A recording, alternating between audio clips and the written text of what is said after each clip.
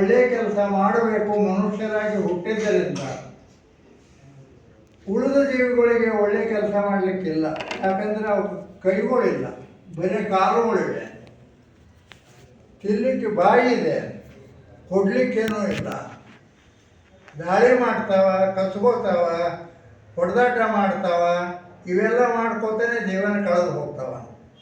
ಅದಕ್ಕಾಗಿ ದೇವರು ಅವಕ್ಕೆ ಕೇವಲ 20 ವರ್ಷ ಕೊಟ್ಟಿದ್ದಾನೆ ಆಯುಷ್ಯ. ಆದರೆ ಮನುಷ್ಯನಿಗೆ ಕೊಟ್ಟಿರೋದು 100 ವರ್ಷ.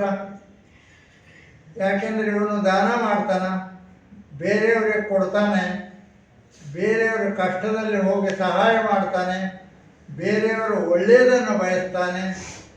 ಈ ರೀತಿ ಮನುಷ್ಯರ ಸ್ವಭಾವ ಇದು. ಆ ಸ್ವಭಾವಕ್ಕೆ ನಾವು ದೂರ ಆದರೆ ಹೆಚ್ಚು ಕಡಿಮೆ ಪಶುಗಳ ಸ್ವರೂಪನೇ ಬಂದಂಗೆ. ಮನುಷ್ಯರಾಗಿದ್ದರೂ ಕೂಡ ಇದೊಂದು 2 ಕಾಲದ ಪಶು, ಕಾಲುಗಳಿದ್ದು ಪಶು. ಮನುಷ್ಯ ಅಂತ ಹೇಳಿಕ್ಕಾಗೋದಿಲ್ಲ. ಮಾನವತ್ವದ ಲಕ್ಷಣ ಅಂದ್ರೇ ಕೊಡೋದು, ಅದನ್ನೇ ದಾನ ಅಂತ ಕರೆದಿದ್ದಾರೆ. ಅದು ವಿಶೇಷವಾಗಿ ಕಲಿಯುಗದಲ್ಲಿ ಇನ್ನೇನೂ ಇಲ್ಲ. ಒಳ್ಳೆ ಕೆಲಸ ಮಾಡಲಿಕ್ಕೆ, ಜಪ ತಪ ಮಾಡಲಿಕ್ಕಿಲ್ಲ. ಹಾಗೆ ಅವರಿಗೆ 1000 ವರ್ಷಗಳಿದ್ದು ಜೀವನ, ಒಂದು 500 ವರ್ಷ ತಪಸ್ಸು ಮಾಡ್ತಿದ್ರು, ಇನ್ನೇನೋ ಯಾಗ ಯಜ್ಞ ಅಂತಿದ್ರು. ನಮಗಿರೋದೇ 100 ವರ್ಷ. ಆ 100 ವರ್ಷದಲ್ಲಿ ಸುಮಾರು ಅರ್ಧ ಭಾಗೆಲ್ಲ ನಿದ್ದೆ, ವಿಶ್ರಾಂತಿ ಅದರಲ್ಲಿ ಕಳೆದು ಹೋಗಿರ್ತದೆ.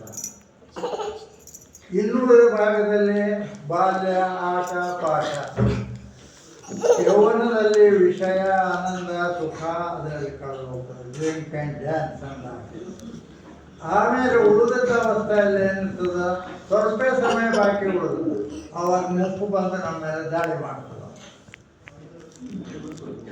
ಆವಾಗ ಸಮಯದಲ್ಲಿ ನಮಗೆ ಕಷ್ಟಗಳು, ನೋವುಗಳು, ಮೈ ಕೈ ತಲೆನೋವು, ಇನ್ನೇನೋ ರೋಗ, ಹೊಟ್ಟೆ ನೋವು, ಮತ್ತೊಂದು ರೋಗ, ದಿನಕ್ಕೊಂದು ಹೊಸ ರೋಗಗಳು ಬರ್ತಾನೆ ಇರ್ತವೆ.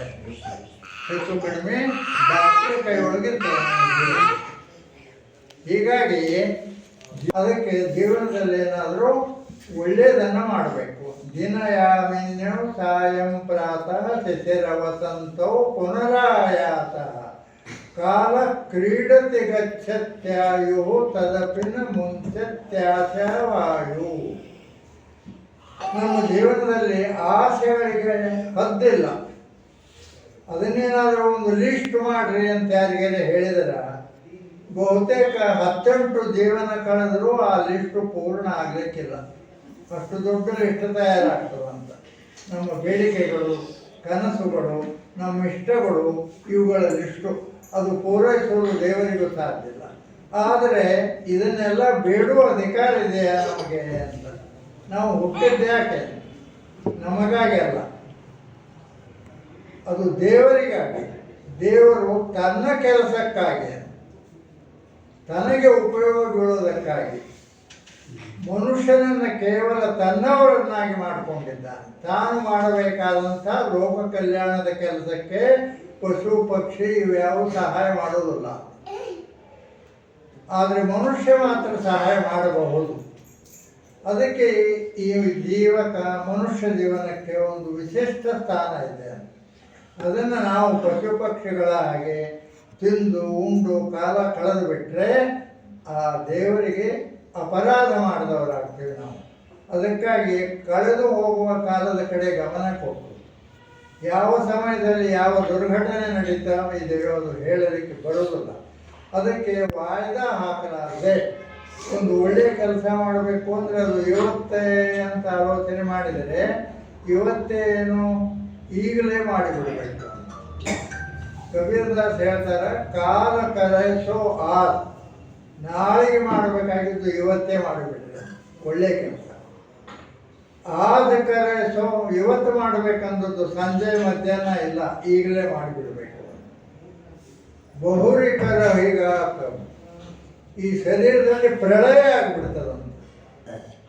ಯಾವಾಗ ಇದು ಕುಸಿದು ಬೀಳ್ತದೋ ಗೊತ್ತಿಲ್ಲ. ಅದಕ್ಕೆ ಆಮೇಲೆ ಮಾಡ್ತೇವೆ ಅಂದರೆ ಅದು ಸಾಧ್ಯನೇ ಇಲ್ಲ. ಬಹುರಿಕರ ಹೋಗೇ ಮತ್ತೆ ಹೋಗಿ ಮಾಡ್ತೇವೆ, ಈಗಲೇ ಮಾಡಿಬಿಡಿ ಅಂತ ಹೇಳ್ತಾನೆ. ಅದಕ್ಕೆ ಜೀವನದಲ್ಲಿ ನಮಗೆ ಒಳ್ಳೆಯ ಕೆಲಸ ಮಾಡಬೇಕು ಅನ್ನೋ ಗುರಿ ಇರಬೇಕು ಮೊದಲನೇದು.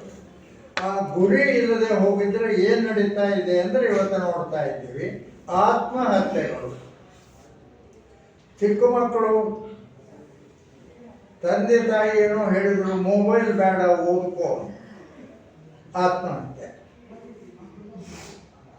ರೋಡ್ ಮೇಲೆ ಹೋಗ್ತಾ ಇದ್ದೇವೆ, ಸ್ವಲ್ಪ ಪಕ್ಕಕ್ಕೆ ಹೋಗಪ್ಪ, ಆತ್ಮಹತ್ಯೆ.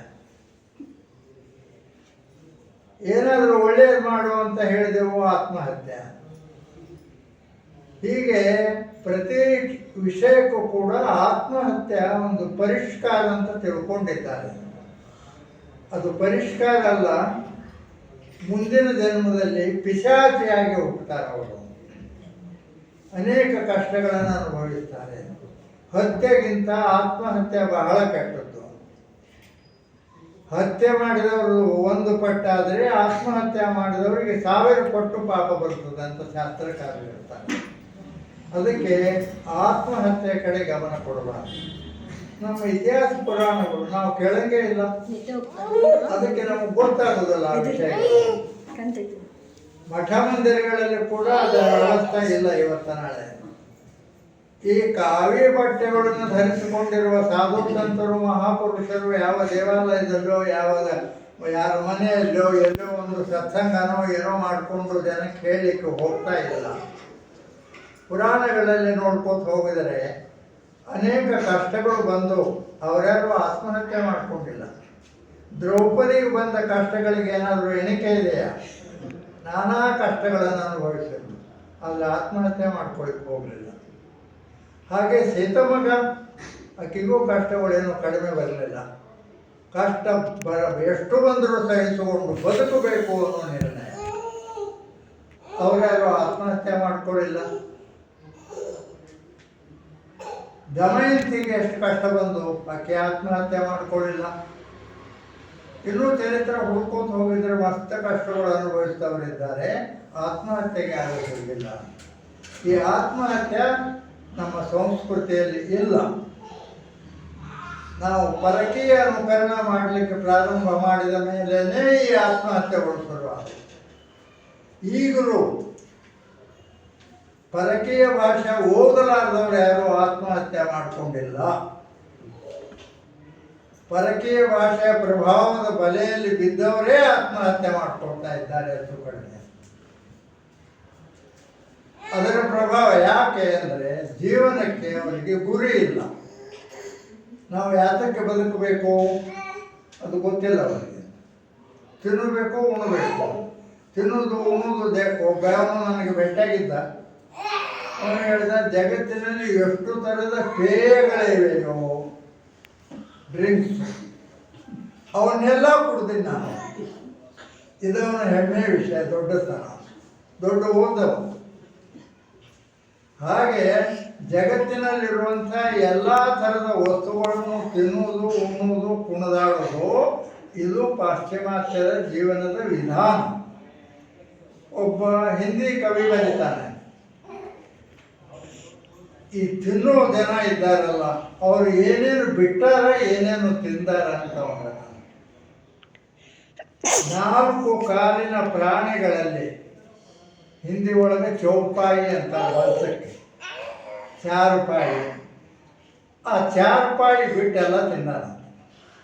ಮಂಚ ಒಂದು ಬಿಟ್ಟು, ಮಂಚದ ಕಾಲು ಬಿಟ್ಟು ಉಳಿದ ಎಲ್ಲ ಕಾಲು 4 ಇದ್ದುವನ್ನು ತಿಂದು ಹಾಕಿಬಿಟ್ಟಿದ್ದಾನೆ. ಹಾಗೆ ಅವನು ಹೇಳ್ತಾನ, ಪಕ್ಷಿಗಳಲ್ಲಿ, ಆಕಾಶದಲ್ಲಿ ಹಾರುವ ಜೀವಿಗಳಲ್ಲಿ ಅವ ಬಿಟ್ಟದ್ದೇನು? ವಿಮಾನ, ಅದು ತಿನ್ನಲಿಕ್ಕಾಗುವುದಲ್ಲ. ಹಾಗೆ ನೀರಿನಲ್ಲಿ ಅವ ಬಿಟ್ಟದ್ದೇನು? ನಾವು ಅದನ್ನು ತಿನ್ನಲಿಕ್ಕಾಗುವುದಲ್ಲ, ಕಟ್ಟಿಗೆ. ಉಳಿದು ಎಲ್ಲ ತಿಂದಾರ. ಇನ್ನು ನಮ್ಮ ಇವತ್ತಿನ ನಾಳಿನ ಇತಿಹಾಸ ಒಳಗೆ ನೋಡಿದರೆ ದನಗಳಿಗೆ ಬೇಕಾಗುವ ಮೇವು ತಿಂದ ಮನುಷ್ಯ ಇದ್ದಾರೆ, ಸಿಮೆಂಟ್ ತಿಂದ ಮನುಷ್ಯರಿದ್ದಾರೆ, ಪ್ರಜರಿಗೆ ಬೇಕಾಗುವ ಇನ್ನೇನು ವಸ್ತುಗಳು ಅವನ್ನೆಲ್ಲ ತಿಂದವರಿದ್ದಾರೆ, ಗೊಬ್ಬರ ತಿಂದವರಿದ್ದಾರೆ.